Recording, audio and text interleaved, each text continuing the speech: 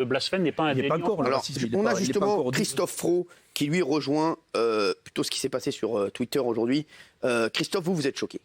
Oui, alors je suis choqué, mais j'aimerais juste qu'on se rappelle tous ensemble ce qui s'est passé en 2015, évidemment, cet attentat odieux.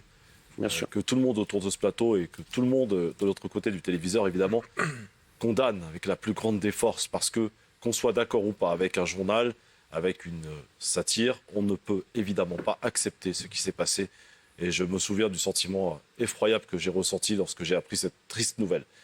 Une fois qu'on a dit ça, je me rappelle aussi qu'il y a eu un espèce de chantage qui nous a été imposé dans les médias et par beaucoup de journalistes aussi. Le fait de dire « on n'est pas Charlie », ça voulait dire que nous étions favorables aux attentats, à ce qui s'était passé. Pas du tout. Moi, c'est vrai qu'il y a eu ça. C'est vrai, on s'en souvient, Cyril. Christophe, c'est vrai qu'on a fait l'amalgame entre « je ne suis pas Charlie » et « je ne condamne pas les attentats ». Mais je ne suis pas Charlie, ça ne veut pas dire que je suis pour les attentats. C'est quoi cette stupidité? C'est quoi ce raccourci?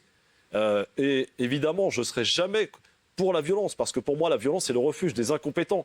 Mais j'ai le droit, aujourd'hui, en toute démocratie, de dire que ce qu'a fait Charlie Hebdo, ce qui avait été fait d'ailleurs précédemment dans la presse suédoise, si je ne m'abuse, avait heurté les quelques 1 milliard de musulmans. Et à partir du moment où on heurte une catégorie de personnes à travers le monde, ça me dérange.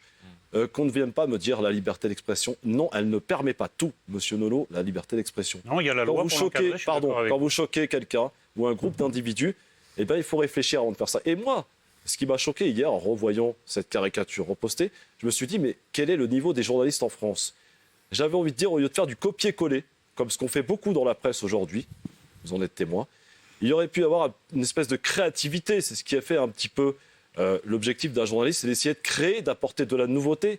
Et aujourd'hui, de recopier ça, c'est encore une nouvelle fois de la provocation. Et j'écoutais, comme vous, Cyril, ce matin, chez Morandini, Bruno, mais aussi un interlocuteur dont je ne me souviens plus son nom, un monsieur qui avait apparemment un parcours assez brillant, qui disait attention, parce que ce qu'a fait encore Charlie Hebdo, ça va nous coûter encore des morts, ça va nous coûter des policiers, ça va nous coûter des gendarmes, des gens qui sont au Mali. Et ça, on n'a pas le droit de jouer avec ça. Je vois le public dans PTP, j'allais dire Touche pas mon pote, qui est plutôt d'accord avec ce que dit Christophe. Je les vois tous hocher la tête. Audon Vallée, c'était. Voilà, et qui sont plutôt d'accord avec non, mais dans 5 minutes, Christophe. ça sera Charlie le coupable et pas la victime. On n'a pas dit ça. Non, du tout, mais on avance tout doucement vers ce paradoxe et cette contre-vérité. Si, alors, exprimez-vous, Éric Nolot. Mais là, on croirait que c'est Charlie qui commet un attentat contre les musulmans. D'abord, ils n'ont pas été agressés par les musulmans, ils ont été agressés par des extrémistes, des terroristes qui s'en prennent indifféremment aux gens qui soient musulmans ou pas. La preuve,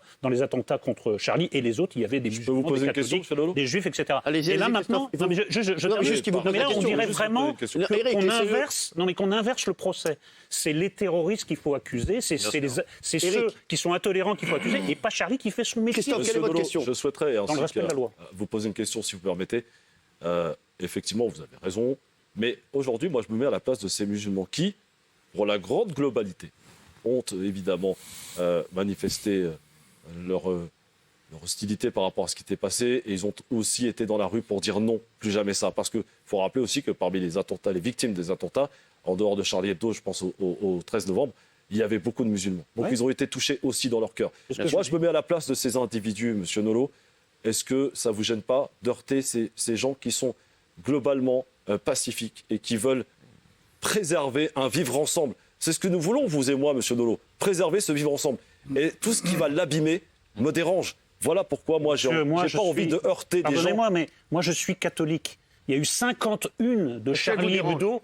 Non mais voilà, 51 de Charlie Hebdo qui agressaient la religion catholique. Alors, je vais vous dire. Est-ce que pour autant je demande l'interdiction? Est-ce que je vais les agresser? Je vais vous dire quelque chose. Elle dérange énormément de catholiques, les unes de Charlie Hebdo. Non mais je vous dis pas que ça dérange pas. Je vous dis qu'il faut accepter en démocratie le dérangement dans les limites de la loi. J'accepte le dérangement. Je ne vais pas les agresser, je ne vais pas les insulter, je ne demande pas l'interdiction. Je trouve cette une-là qui est ridicule, je la trouve choquante. Je ne vais pas demander l'interdiction de Charlie Hebdo, pardonnez-moi.